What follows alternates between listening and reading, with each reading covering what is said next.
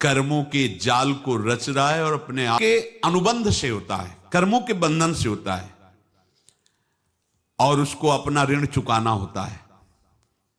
कर्मानुबंध ये बहुत सूक्ष्म विषय है। जैसे आप जिस परिवार में जन्म लिए हैं तो उस परिवार के लोगों से आपका ऋण है, बंध उसको बिना चुकाए या बिना वसूल किए आप वहां से जाएंगे नहीं। आपको लेना है तो वसूल करना है और देना है तो चुकाना है। ये पूर्व के जन्मों से निश्चित किया गया है। जैसे किसी के यहां बड़ा हुआ तो उद्दंडता के द्वारा मार पूरे परिवार को क्लेश पर क्लेश देता चला जा रहा है, ये तुम्हारे कर्म का फल है। या ऐसे शक्तिहीन बुद्धिहीन ऐसे पागल पूरे जीवन सेवा करो, तुमसे अपना हिसाब चुकाने के लिए वो आया है।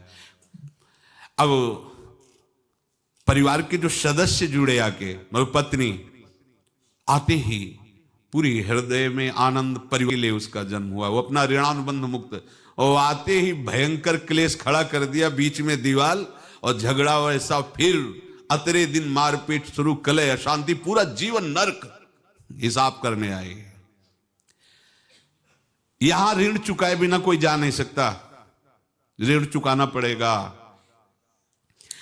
किसी का ऋण वसूल करना है तो किसी को ऋण चुकाना है, दोनों काम करने होते हैं।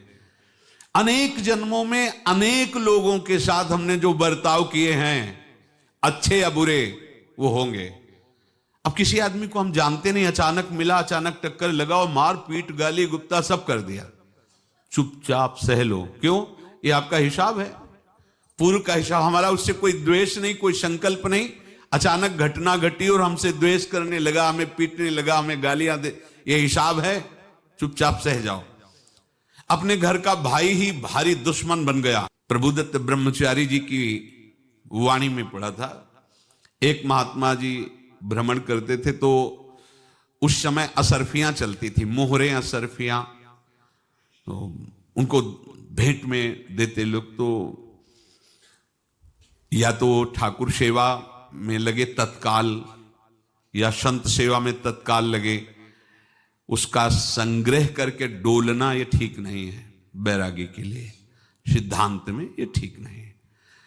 तो जब 2, 4, 6, 8 ऐसे मोहरे हुई तो उन्होंने विचार किया कि और भ्रम और क्लेश हिसाब है। एक भ्रमण करके जब काफी मोहरे हो जाएंगी तो प्रयागराज में जब कुंभ पड़ता है, एक बार पूरे सब अखाड़े के संतों को, अलग अलग संप्रदाय सब संतों को बुलाएंगे और सबको पुआएंगे। अब साधु है तो यही विचार करेगा और क्या विचार करेगा। तो उन्होंने ऐसे डंडा बनवाया, बेंत, जो ऊपर से चूड़ीदार और भीतर पोला, और मोहरे उसमें डालते गए। और भ्रमण, जहां जहां श्रद्धालु भगत थे सबके यहां जाना और इच्छा रखना कि एक मोहर तो दे दे दक्षिणा में। कामना कोई भी हो वो बांधती ही है, ध्यान रखना। इसीलिए प्रभु जो चाहे वो करे, अपनी चाह नहीं रखनी चाहिए, अपनी चाह प्रभु की चाह में मिला देनी चाहिए। धीरे धीरे वो छड़ी भर गई। भ्रमण करने वाले महात्मा चूड़ी लगाई, इंतजार करते रहे। जब प्रयाग का कुंभ पड़ा तो चले। तो रास्ते में एक गांव में पूछा जाता है, जैसे कहीं रुको कि कोई श्रद्धालु ऐसा है जो संत सेवी है। तो कुछ लोगों ने बताया, हाँ एक परिवार है बहुत संत सेवी है और आपको मिलाते हैं उनसे। हाँ ये महाराज घर में रुका, खूब अच्छा हलवा पूड़ी पवाया और जो घर के मालिक थे चरण दबाए। चरण दबाते दबाते उनकी दृष्टि पड़ी उस डंडे पे, इतना मोटा और ऊपर से कुछ चूड़ी सी भी नजर आ रही, इस डंडे में तो कोई रहस्य है ही है। अब महात्मा जी को खवा पिला के सुला दिया। महात्मा जी जब सो गए तो पत्नी से धीरे से कहा, वो डंडा लाओ बाबा जी का। डंडा, वो चूड़ीदार जो ही खोला पलटाया तो सैकड़ों मोहरे। ऐसे संत रोज पधारे भगवान, तुम आनंद हो जाए फिर क्या। पत्नी से कहा, नाप के कंकड़ लाओ। वो तो महात्मा जी तो खाए खीर पूड़ी, आराम से सो रहे, रात में पूरी प्लानिंग करके उसमें कंकड़ भर के चूड़ी लगाकर सिराने रख दिया, सारी मोहरें हटा ली। महात्मा जी आराम से छड़ी उठाए तो वजन पक्का, वैसे बड़े लोग चतुर होते हैं, पर ये नहीं जानते कि कर्म कितना भयानक होता है। और उनकी कोई संतान नहीं थी, पर धन में इतना प्रेम उनको था।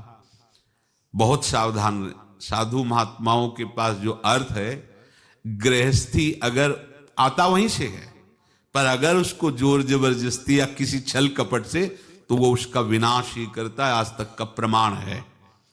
अब उनको ये भाव पता नहीं होगा, या पता होगा तो लोभ के कारण वो उसको मान नहीं पाए होंगे। महात्मा जी गए प्रयाग में, किसी अखाड़े पर रुके और वहां प्रार्थना की कि कल जो है संपूर्ण अखाड़ों का निमंत्रण किया जाए और सब संतों को भोग पवाया जाए और उनको दक्षिणा भी दी जाए। महंत ने सोचा कि बहुत बड़ा है तो उत्सव है, क्योंकि प्रयाग में कितने हजारों संत महात्मा सब। तो उनका महाराज बोरों इसमें चीनी और टीनों घी लगेगा, सब व्यवस्था। बोले आप मंगाइए, एक एक हिसाब हम करेंगे, हमारे पास सब व्यवस्था है। बोले कुछ तो पहले दे दो, वो इकट्ठे देंगे हम। उनको था कि अगर हम छड़ी खोला और 2-4 मोहरे दी, किसी को पता लग गया तो गड़बड़ हो सकती। बोले हम भंडारे के समय आखिरी में सब कुछ आपको दे देंगे। ठीक, इतना सामग्री सब लाए लाखों की, और सब संतों को निमंत्रण कर दिया। संत जन निमंत्रित हो गए, भंडारा बन रहा है। तब वहां के महंत है, उनका देखो भंडारा भी बन रहा है, संतों को निमंत्रण। अब आप अर्थ बढ़ेगी, संतों को दक्षिणा देंगे और जिनसे अर्थ लिया उनको दे। देखो रसोई बन गई है सब। उनका छत में विश्वास नहीं तो ये अभी चूड़ी खोली, उनको तो था ना कि मोहरे हैं कंकड़। तो जैसे कितना उनको सदमा लगा होगा, हजारों संतों का निमंत्रण, रसोई बन, मतलब संत हो के छल कपट।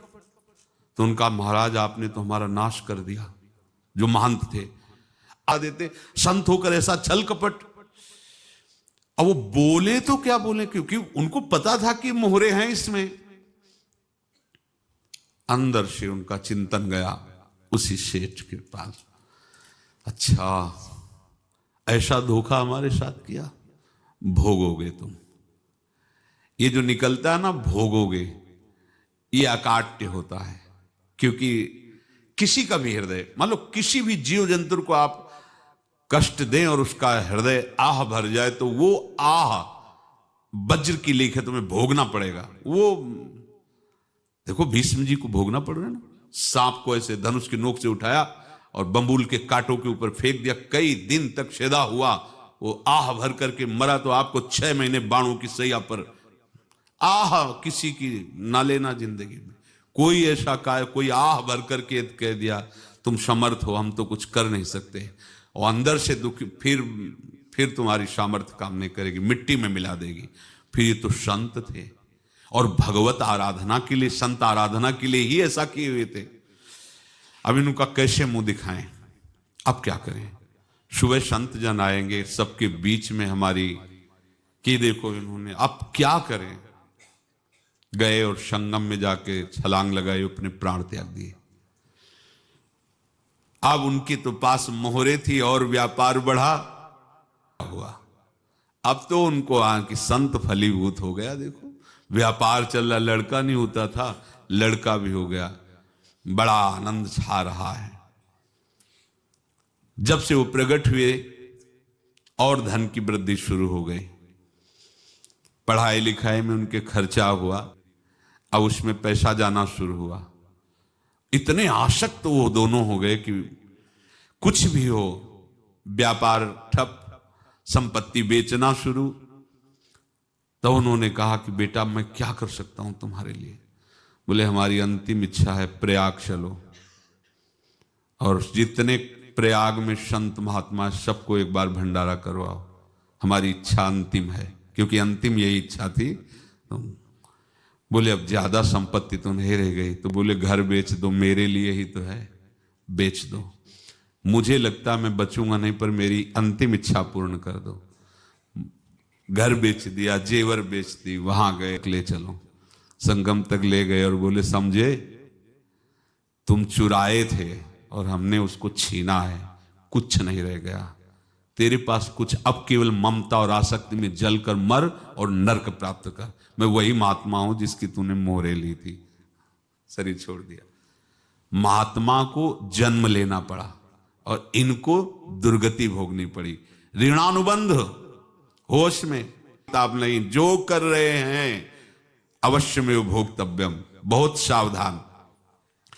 अनेक जन्मों में अनेक लोगों से जो कुछ लिया दिया है, इस लेने देने को मिटा देने के बाद ही तुम मुक्त हो गए। इसीलिए एक उपाय है, लेना न देना मगन रहना। क्या? मालिक को समर्पित हो जाओ, मालिक को अहम त्वाम स्वरूपापेभ्यो मोक्षयिष्यामि, सब खत्म, आगे पीछे लेना देना सब खत्म। एकादश स्कंद में भगवान श्री कृष्णचंद्र जी ने कहा, जो मेरे चरणों का आश्रय लेकर भक्त मेरा भक्ति करता है, उसके पितृ ऋण, मातृ ऋण, देव ऋण, ऋषि ऋण, सब ऋणों से मैं मुक्त कर देता हूं। बस यही एक उपाय है जो इसके बंद करने का उपाय भक्तों के लिए है, वो यही है, भगवान की शरण में होकर अपना माना हुआ पूरा भगवान के अर्पित कर दो। अर्पित करने का तात्पर्य उसमें अहम हटा दो। तदीयम वस्तु गोविंदम तुभ्यमेव समर्पये। जिनसे तुमने सेवा करवाई है उनकी सेवा करनी पड़ेगी, जिनसे तुमने जो कुछ लिया है उनको देना पड़ेगा। ये लेने देने का व्यापार जब तक समाप्त नहीं होगा तब तक तुम्हारा जन्म मरण चलता रहेगा। अब आपको यहां समझना है, यदि आपसे किसी ने पैसे लिए बेईमानी करके नहीं दे रहा है तो आप उसको गाली मत दीजिए, आपने बेईमानी की थी इसलिए आपकी बेईमानी हुई है, ले गया, कोई बात नहीं है, बंधन से मुक्त हुए, जो बोझा था चला गया। उसको ऐसा ना देखे कि ये बेईमान हमारे रुपए मार लिए, अब जो कुछ होगा देखेंगे। अगर आप आगे नया कुछ करते हैं तो फिर आगे का हिसाब आपको भोगना पड़ेगा, ध्यान रखना। ऐसा नहीं है कि आपको भोगना नहीं पड़ेगा। एक ही उपाय है कि अब जो शरीर धारण किए इसी में जो भोग ले, आगे ना होना चाहिए। तो क्या करे? सर्वतो भावेन भगवान की शरण ले ले। ये तो सर्वाणि कर्माणि मयि सन्न्यस्य मत्पराहा अनन्येनैव योगेन माम ध्यायन्तु उपासते तेषामहं समुद्धर्ता मृत्यु संसार से। ये बड़ा कठिन है पार होना, कोई छोटी मोटी बात है। एक